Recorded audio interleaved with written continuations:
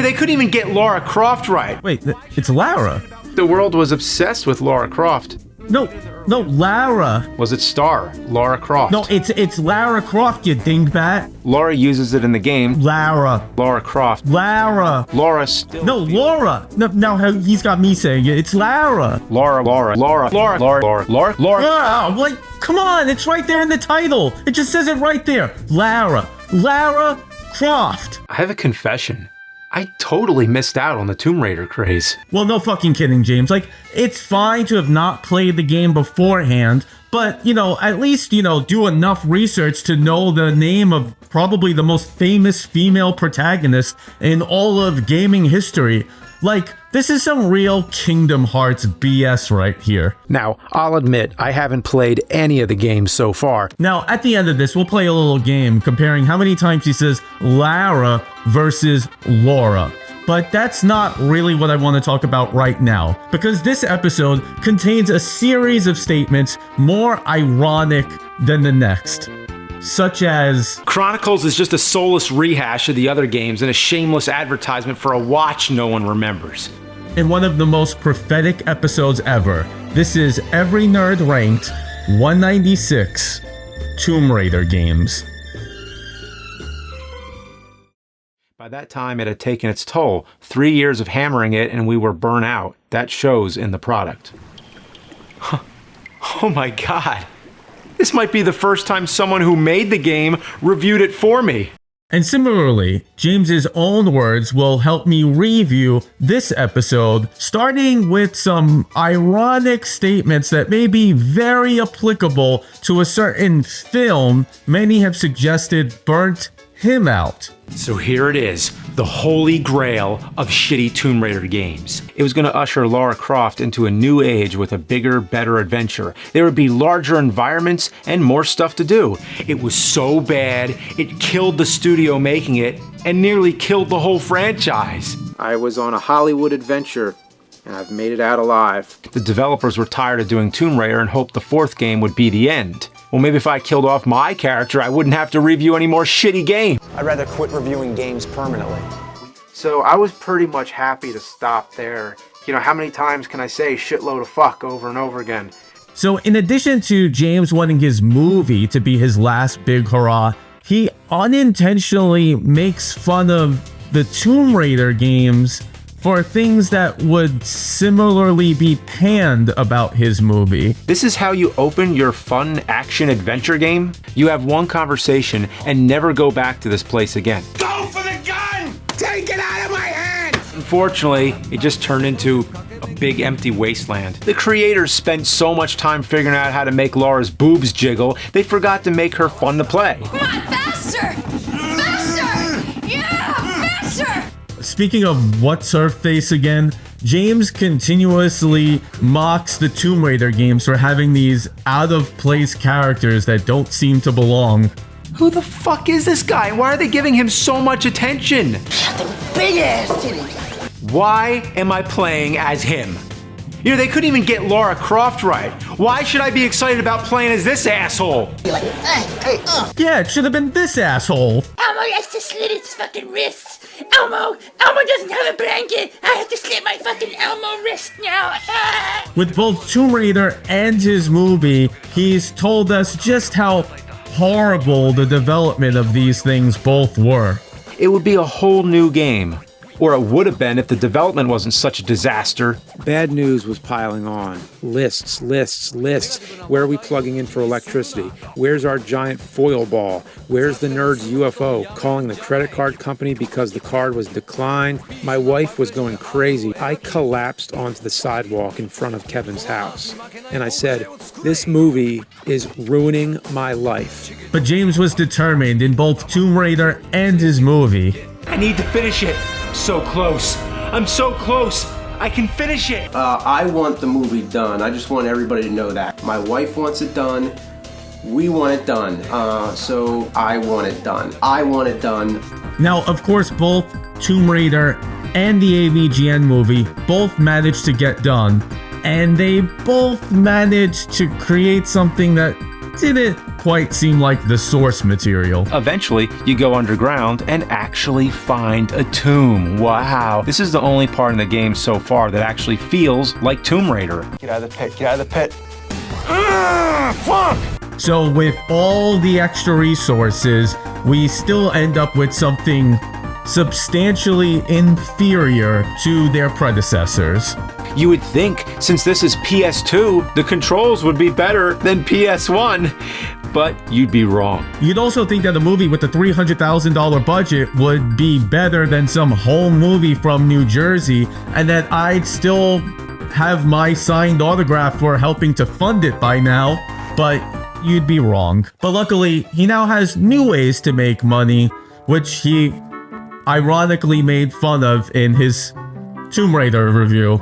There's a credit for Timex. Oh, here's why. It's an ad for a grip clip watch. It's like people only do things because they get paid.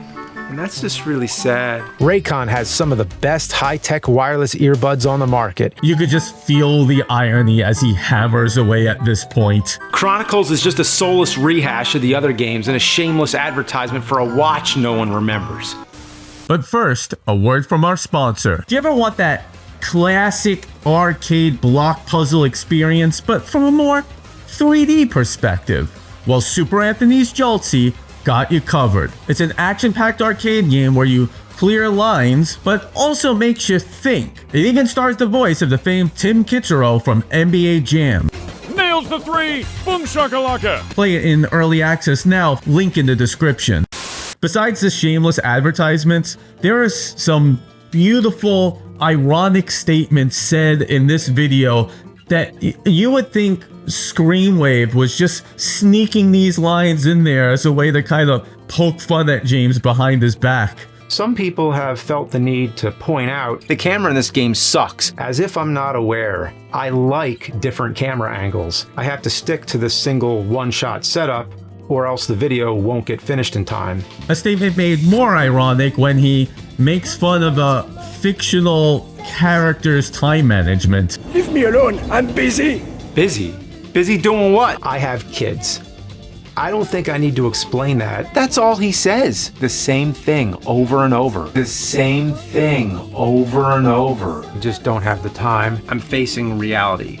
There doesn't exist enough time in the year, and what happened was that we ran out of time. There wasn't really time to do it, so I didn't really get a chance for this. At a certain point, we don't have any more time to do it. I have other things I need to do right now. I don't think I have time. I bet you'd love your Timex watch now that you're so busy. Busy? Busy doing what? He looks like the least busy person in the world. But sometimes you could just be busy overcomplicating things, as James points out. Laura needs to run to a cabinet and grab a gas mask, but the people she's killing along the way have gas masks. Why can't I just take theirs? Why are they overcomplicating this? This from a person who overcomplicates nothing. But still, there was always the question of how to get the music to play from the iPod to the car. I had a car with a CD player, but no auxiliary input, so I ended up buying an older car with a cassette deck just so I could use a cassette adapter to play my damn iPod. Did he say what I think he said? So I ended up buying an older car to play my damn iPod. Yeah, in order to play his iPod, he didn't get a new radio or something rational. He bought a new car, but not even a new car, like an older car. Now, perhaps I'm burying the lead here, because as far as the actual review goes, it's about as fraudulent as the infamous Kingdom Hearts episode. Now, I'll admit I haven't played any of the games so far, but these games so far are pretty decent. Where he goes on talking about something he clearly knows nothing about. I have a confession.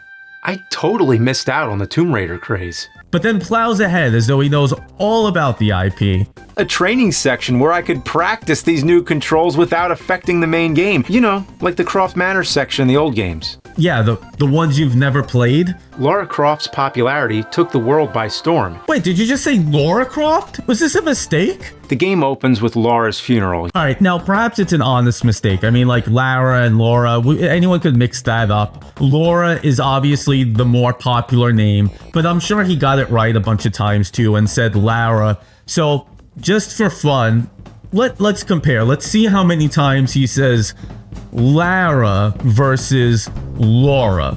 You know, they couldn't even get Lara Croft right. It seemed like the only thing bigger than the games was its star, Lara Croft. Hate to see Lara at a Renaissance fair. This entire game makes Lara weaker. Lara will keep running until you stop. Lara still feels too slow. Lara goes from fighting wolves and dinosaurs. Lara Croft's popularity took the world by storm. The world was obsessed with Lara Croft. On the other side, Lara was here all along. The game opens with Lara's funeral. Lara uses it in the game. The first story is about Lara, right down to Lara's outfit. It was going to usher Lara Croft into a new age. The opening cutscene introduces Lara in a dark office and has Lara murdering fucking wolves. At one point, the camera goes into Lara's head. His controls are clunkier than Lara's. They're officially called Lara Croft Tomb Raider and Lara Croft Alicia Vikander is Lara Croft. Lara Croft was basically Indiana Jones for the 90s. Lara needs to run. I'm not sure why everyone was into Lara Croft. The creators spent so much time figuring out how to make Lara's boobs jiggle, they forgot to make her fun to play. He's got 26 Lauras, but a Lara ain't one. Now, look, this is an episode I've been working on way too long, editing and making changes, but I just felt like I kept finding these hidden gems that I had to get in there, like discovering that he said this. This might be the first time someone who made the game reviewed it for me. I mean, the guy said reviewed properly. Reviewed it. I don't think I ever remembered that. He said Laura 26 times, but one time the guy actually says reviewed properly. James has been saying reviewed for well over 20 years, I'm sure much longer, and he even made fun of himself in his You Know What's Bullshit episode. I've always said review till everybody tells me it's review. And quite frankly, I kind of agreed with him. Like, you know, we don't say redo, we say redo. Why would it be review? What about recap? Would you say recap, redo, recall, rehire, regroup, reappear, reenact? Why is it so strange to say review? Yeah, okay, I'm with him. And now all of a sudden, in an episode where he said Laura like 26 times, he finally gets the word reviewed properly. So I don't know, either James is like some like lovable goof, or this is just the ultimate troll.